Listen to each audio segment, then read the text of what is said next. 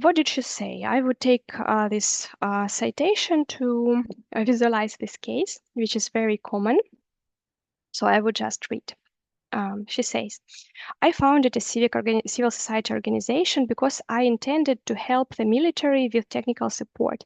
I'm interested in the latest technological developments, and then I see something that could be useful for them. I organize a crowdfunding campaign to raise funds, purchase the necessary items, and deliver them to the front. I don't work alone. I have an assistant who is also my driver. He's a tall, broad-shouldered man who helps me carry the packages. When I arrive to deliver supplies to the military, they often, always, or almost always, greet and shake hands with him first, trying to sort everything out directly with him from the beginning of conversation. They only shift their attention to me, then the driver introduces me as the organizer and the main person in charge. The same thing happens when I write to military units in Messenger to suggest purchasing a particular piece of equipment. And I can see that my message in Telegram are read, but they either take a long time to respond or don't respond at all. So to speed up communication, I started writing differently based on my observation at the front. Now I say that the model was selected by my husband or my colleague, this driver, whom they know, and then they respond instantly and always with approval. That is, they trust it more this way.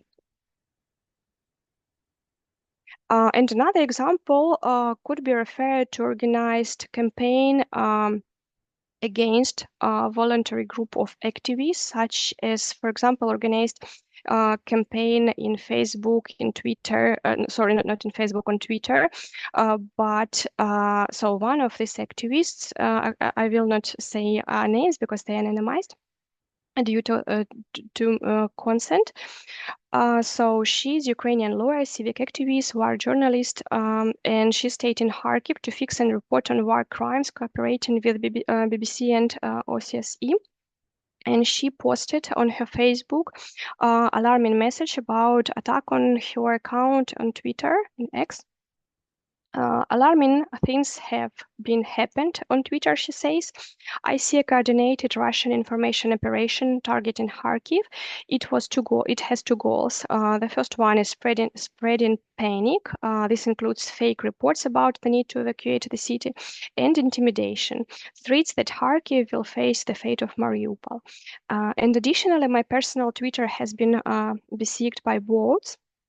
Pro-Russian accounts and mass commenting on every post about Kharkiv, some resorting to outright threats.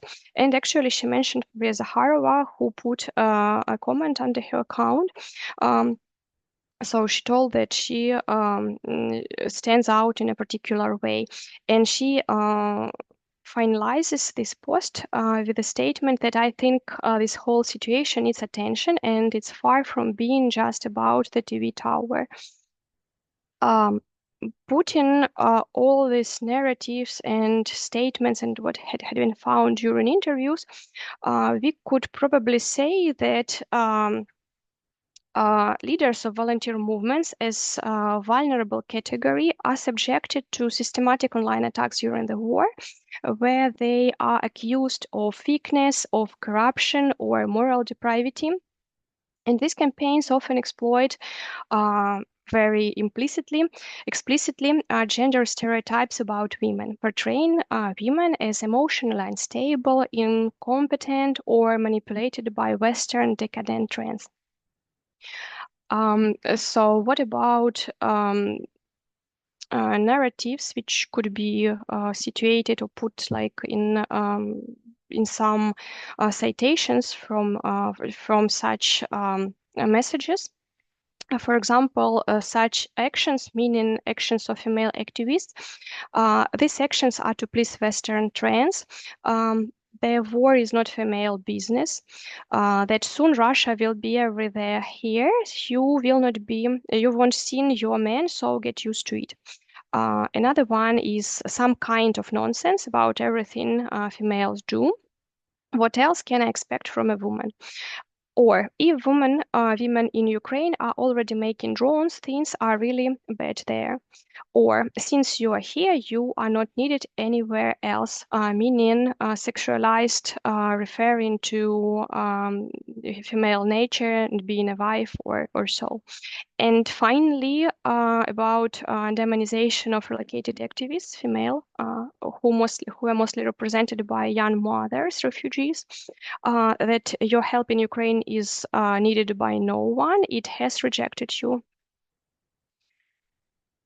So in this way, external pressure, enforced or reinforced by internal traditionalist populist narratives, targets female activists who are increasing their presence and productive activity on social media. But at the same time, what can we find from social media analysis? That most or I would say even all visible and biggest crowdfunding campaigns and organizations, civil society organizations who supplies army and actually are most visible and most trusted, such as Pritula Foundation and many others, they are led by men. So meaning that being a man as an organizer of such initiatives means ability to raise these accounts and raise these initiatives, and we don't know any similar experience of female activists who didn't manage to get the same level of trust from civil society. But what about transformation towards democracy? Because every effort is so meaningful in sense of changing these traditional norms of understanding women in this properly male domain. So first of all, it is greater visibility and societal or social impact with at the same time greater vulnerability because these women become subjected by these propaganda efforts. The most common phrase I heard during interviews that we are not just supporters, we are doers. As female activists and soldiers try to highlight their active role in defense and in supporting humanitarian response. So, but at the same time, this societal attitude still makes me make me feel about this risk or tendency of rolling back to traditionalism. So what about transformative contributions? First of all, it is unprecedented voluntarily mobilization of women. 24% of armed forces are built by women. It's more than 57,000 female combatants, which serve also at leadership roles, which also challenge this narrative that war is not for women and the same bias.